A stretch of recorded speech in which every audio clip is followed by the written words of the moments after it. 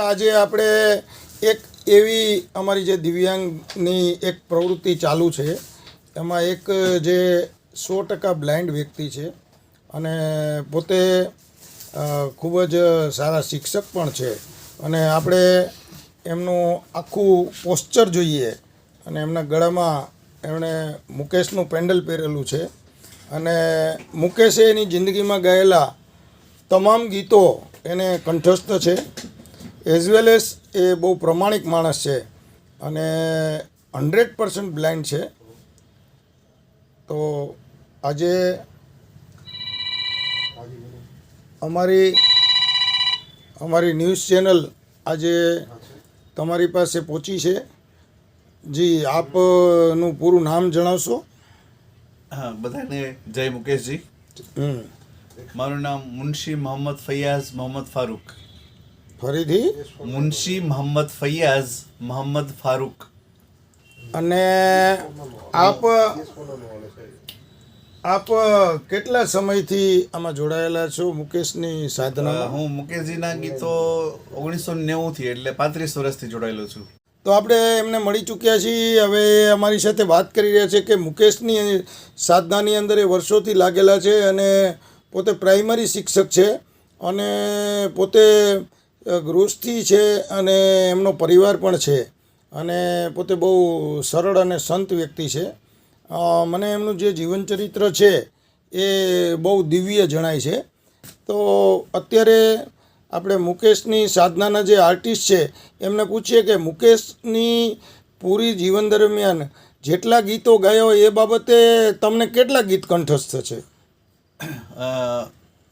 મુકેશજીએ પોતાના જીવનમાં લગભગ 1200ની આસપાસ ગીતો ગાયા છે.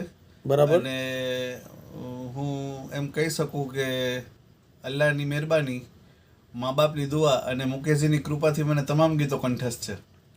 તો અત્યારે આપણે જેમને મળી ચૂક્યા છીએ એ ખરેખર તો એમને કોઈ પણ પ્રકારના ગૌરવ પુરસ્કાર એવોર્ડ નથી મળ્યા અને આપણા જે યુવા અને સાંસ્કૃતિક સેલના જે મંત્રીશ્રી છે, કેબિનેટ મંત્રીશ્રી જે મુળુભાઈ બેરા મારા અંગત મિત્ર છે, એટલે એક તો એમને હું ભલામણ કરીશ કે એમને ગૌરવ પુરસ્કાર એવોર્ડ આપવામાં આવે સરકાર તરફથી. અને આપણા માનનીય વડાપ્રધાન શ્રી નરેન્દ્રભાઈ મોદી આવા વ્યક્તિઓને, ચુનંદા વ્યક્તિઓને અવનવા પુરસ્કારો પણ આપતી હોય છે સરકાર. તો એમને પણ એક વિનંતી કરીશ કે આ વ્યક્તિના સુધી પહોંચે અને એમને પદ્મશ્રી એવોર્ડ પુરસ્કૃત થવો જોઈએ એવું મારું માનવું છે. અમારી આ જે મોદી ટીવી ચેનલ અને રાજકોટ ન્યૂઝ 108 તરફથી હું સરકારને પણ આ વાત કરું છું. જી, તો તમારી જે આ જીવનની જે કાર્યશૈલી છે એમાં તમે નોકરીએ કેટલા વાગે જાઓ છો સાહેબ? મારો સ્કૂલનો ટાઈમ હોય છે 10:30 થી 5નો, એટલે હું ઘરેથી 9 વાગે નીકળું અને સાંજે 7 વાગે ઘરે પરત ફરું છું. તમે કયા કયા વિષય ભણાવો છો સાહેબ? હું ભાષા લઉં છું 1 થી 5 ધોરણમાં, એટલે 3 થી 5માં હું મારું છું. સાહેબ, તમારું ભણતર શું છે, તમે ભણ્યા છો એ? મારું ભણતર છે, ક્વોલિફિકેશન મારું BA BEd ઇંગ્લિશ છે. BA BEd અને ઇંગ્લિશ? યસ. અને ગ્રેજ્યુએશનમાં ઇંગ્લિશ સાથે કરેલું છે. શું ઇંગ્લિશ સાથે કરેલું છે? ગ્રેજ્યુએશન. એમણે ગ્રેજ્યુએશન પણ ઇંગ્લિશ સાથે કરેલું છે. ઘણી વખત માણસો એમ કહેતા હોય કે અંધ વ્યક્તિ કેવી રીતે ભણે, તો ત્યારે તમે જન્મજાત અંધ છો તો તમે આ બધું ભણ્યા કેવી રીતે? એટલે મારા ભણતરમાં મારા માતા પિતાજીનો ખૂબ જ ફાળો છે. એમને ભણતર વાંચવું કેવી રીતે કે સમજવું કેવી રીતે? બ્રેલ લિપિથી ભણ્યા? હા, બ્રેલ લિપિથી 1 થી 7 ધોરણ ભણ્યો. કઈ સ્કૂલમાં ભણતા હતા તમે? શ્રી MP શાહ સરકારી અંશાળા જુનાગઢ. વાહ! શ્રી જુનાગઢની શાળામાં ભણે. એ પછી તમે શું ભણ્યા અને કઈ જગ્યાએ ભણ્યા? પછી મેં હાઈસ્કૂલનો અભ્યાસ છે 8 થી 12નો શ્રી નરસિંહ વિદ્યા મંદિર જુનાગઢ. એ પણ અંધ માટે છે? ના ના, એ તો સાઇટેડ, બધા દેખતા બાળકો સાથે જ ભણ્યો છું. અચ્છા. અને એ પછીનો અભ્યાસક્રમ ક્યાં કર્યો તમે? પછી મેં graduation Shri Bahauddin arts college Junagadh ખાતે કરેલું. તો બાઉદ્દીન આર્ટ્સ કોલેજમાં એમણે ગ્રેજ્યુએશન કયા સબ્જેક્ટમાં કર્યું? ઇંગ્લિશ સાથે. ઇંગ્લિશ સાથે કર્યું. એ પછી શું ભણ્યા છો તમે? પછી મેં BEd કર્યું છે રાજકોટની PD માલવિયા કોલેજમાં, તો ઇંગ્લિશ સાથે. આ ઇંગ્લિશ સાથે રાજકોટ PD માલવિયા કોલેજના પણ વિદ્યાર્થી રહી ચૂક્યા છે અને 100% બ્લાઇન્ડ છે. ઘણા બધા લોકો એના ચાહક વર્ગમાં છે. અનેક જગ્યાએ પોતે ગાય છે. જેમ કોઈ વ્યક્તિ કલાકાર હોય ને, એ એની કલાનું મૂલ્ય લેતા નથી હોતા, નિઃશુલ્ક પોતે ગાય છે. તમે સાંભળો, મોટે ભાગે અત્યારના જે કલાકારો છે એ 100% પ્રોફેશનલ થઈ ગયા છે, ગાવાના લાખો અને કરોડો રૂપિયા લેતા હોય છે.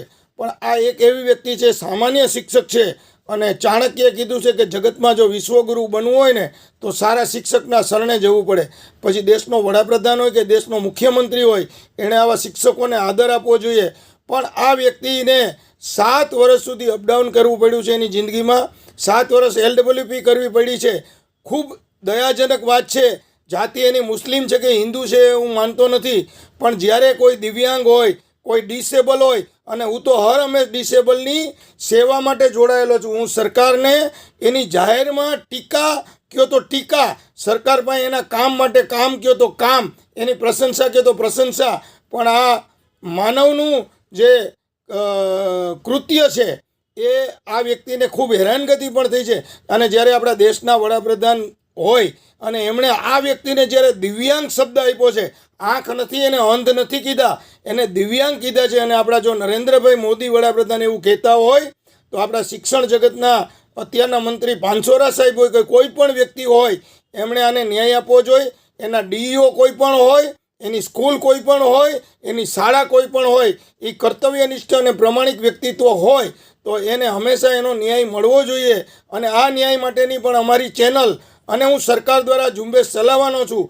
કારણ કે દિવ્યાંગને પોતાનો મૌલિક રાઈટ હોય છે. એને કદાચ એ કોઈ પાસે આજીજી કરવા ન જાય એવો એનો સ્વભાવ હોય. કોઈ રાજકીય વ્યક્તિને પગે ન લાગે કે કોઈ કલેક્ટરને મળવાની એની કદાચ કોઈ ટેવ નથી અથવા તો એ ટ્રાય નથી કરી. બાકી બધા કલેક્ટરો ખૂબ સારા છે, બધા IAS ઓફિસરો સારા છે, સરકારમાં ભારતીય જનતા પાર્ટીમાં નેતાઓ પણ સારા બેઠા છે. તો હું હંમેશા અપેક્ષા રાખીશ કે આ વ્યક્તિને એનો ઉચિત ન્યાય મળે. તો આપણે હવે એમને આપણે આગળની એમની જીવનની યાત્રા. તમારે બાળકો કેટલા છે સાહેબ? મારા 2 બાળકો છે, એક બેબી ને એક બાબો. બેબી કેટલા વર્ષની હશે ને બાબો? બેબી 17 વર્ષની છે, બાબો 13 વર્ષ. તમારા પત્ની, તમે મેરિડ છો તો તમારા પત્નીને કોઈ દિવ્યાંગતા છે? હા, ઈ પગે હેન્ડીકેપ છે. એ પગે હેન્ડીકેપ છે. જ્યારે પતિ પત્નીનો કેસ છે, બંને હેન્ડીકેપ છે, તો આ વ્યક્તિ આપના મોબાઈલ નંબર જણાવવા વિનંતી. હા, મારો મોબાઈલ નંબર છે 9825222723 9822522723. તો મારી સંપૂર્ણ સંવેદના હું વ્યક્ત કરું છું કે આ વ્યક્તિને રાજ્યસભાના સાંસદ દ્વારા મને અત્યારે પણ વાત કરવામાં આવી, રામભાઈ મોકરિયા દ્વારા, કે તમે મને મળજો.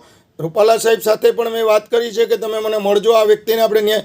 અને જુનાગઢના ગિરીશ કોટેચા દ્વારા પણ મને અત્યારે પ્રોમિસ આપવામાં આવ્યું છે કે એ વ્યક્તિને આપણે વતનમાં લાવશું. જ્યારે આટલા બધા મારા મિત્રો હોય તો મારો આ એક દિવ્યાંગ ભાઈ એ તો દુઃખી રહેવો જ ના જોઈએ એવું મારું સંપૂર્ણપણે માનવું છે.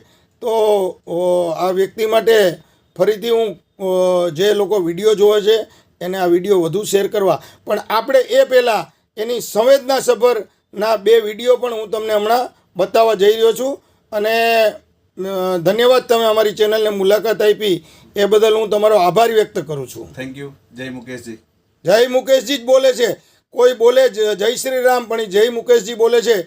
એ એનો મુકેશ પ્રત્યેનો પ્રેમ બતાવે છે. એક કલાકાર બીજા કલાકારને આદર આપે એમાં કોઈ બહુ જ મોટી વાત છે.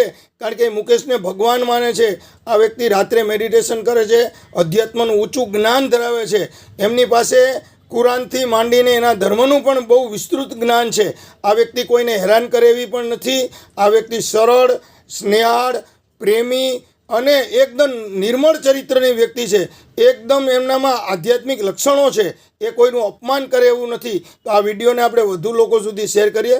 મારી ચેનલના સર્વ મિત્રોને આ વિડીયો જોવા બદલ અને આગળ મોકલવા બદલ હું તમામનો આભાર વ્યક્ત કરું છું. ધન્યવાદ. ધન્યવાદ.